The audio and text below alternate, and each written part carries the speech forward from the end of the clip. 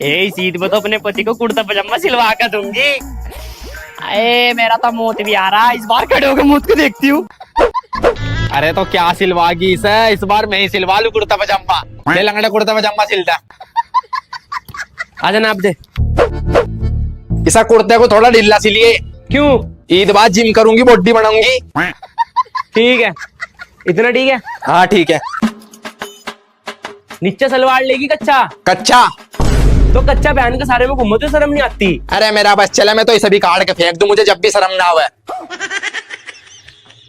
18 और लंगड़े। हाँ एक बात बता, जब तेरी टांग खराब है तो कपड़े किक्कर सिले? इक्कर।